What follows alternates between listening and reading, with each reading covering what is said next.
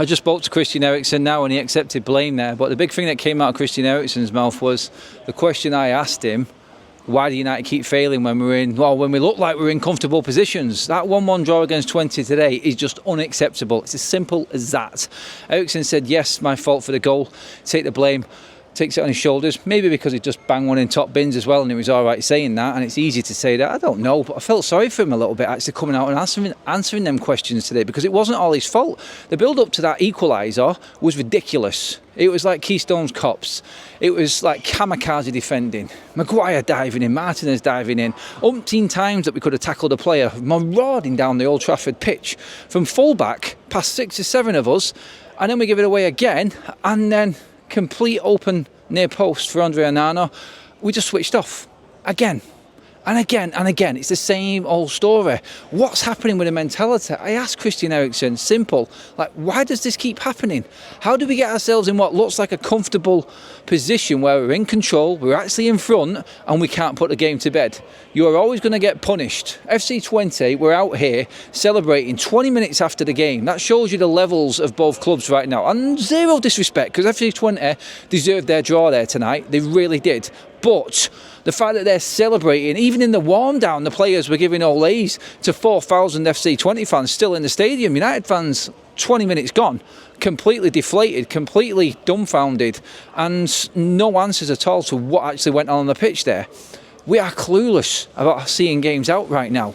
Plan A looked like it was there. We scored first. Hooray! Good first half, solid performance, complete control of the game, and now they're having nothing to do.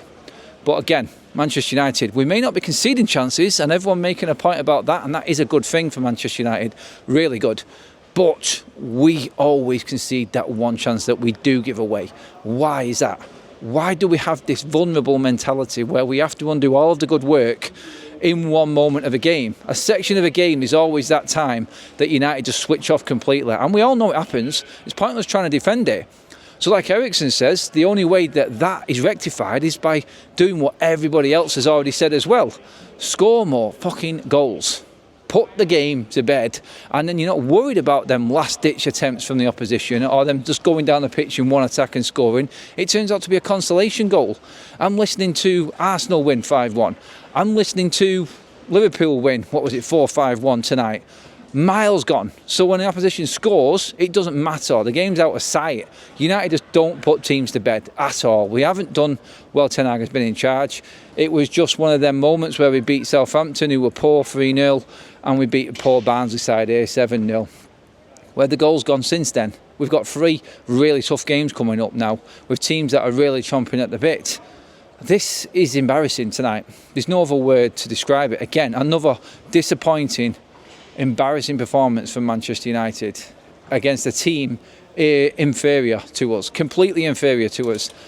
It's the whole team. It was like that goal and that counter-attack from FC Twente summed Manchester United up in terms of how mentally strong, or you could say how mentally weak we actually are. The fact that a player just walked all the way up the pitch with everybody just flapping and diving in. Why is everything last ditch? What happened to the shape? We had 7 or 8 defenders in front of this guy and he's just gone through. We switched off completely. Do you know what, tonight, I've seen positives tonight. I've seen Xerxes and Rashford's partnership start to blossom even more. Rashford's best performance I've seen, even better than the other performances. I thought he was direct. I thought he was quick. I thought he was positive. Is the biggest thing from that. And then he sort of faded out in the second half. But when Ten Hag made them substitutions again, we all spoke against Crystal Palace. It was like waving the white flag. Because our best players were Xerxes and Rashford, I thought, in terms of link-up. Eriksen aside, obviously, because he was still running the show. There is this thing at the moment where, unfortunately, he's stuck with the Bruno Fernandes situation that everyone's going to talk about.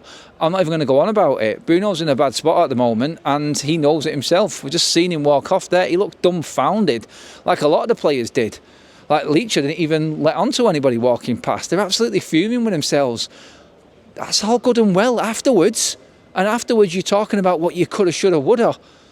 But what about the now? What about actually on the pitch and dealing with it there and then? You're professional footballers and you have to handle that adversity. You have to handle things not going right. And we just don't do it. We don't know how to do it for some strange reason. We just look vulnerable. That's the word I would describe Manchester United at right now, because that was unacceptable. That is just not Manchester United's performance at all. That's not acceptable at Old Trafford. It's as simple as that. And Manchester United right now, we're in a bit of a hole. And it's going to take some big performances against better sides coming up over the next 2 weeks. 3 really tough games. We thought we were going to be 4 wins in a row there. Beat Southampton, Barnsley, we should have beat Palace and we should have won tonight. The fact that we've not and we've only won 2 of them games really puts Ten Hag in an awkward position right now, because if he doesn't win at home to Spurs and we get done by Porto and Villa, which is probably looking favourable right now in terms of the way that they're all playing, maybe not Porto as much as Villa and Spurs, but if he doesn't get that result, then my shout about him lasting a season is looking it's looking a bit stupid, I'm not going to lie, but I just don't know where he goes. I don't know how he changes it. I still don't think he knows what his best side is. And it was clear there tonight. Again, I'm trying to put my finger on like what is going on at United right now and why this isn't working. And you just got to look at it and go, he just doesn't know, I don't think. I don't think he knows who his best team is. And I don't think the players know. You're building a partnership there in Rashford and Xerxes, which looks good, and then they come off and we die. I mean, someone tell me, what did that goalkeeper have to do there today? We're talking about all the pressure at the end, and I was sat in front of TalkSport Radio and listening to them going over the game about United putting pressure on and Twente with their backs to the wall and everything like that, but still, like, what did the keeper have to do? They defended quite comfortably. A couple of scrambles and crosses here and there.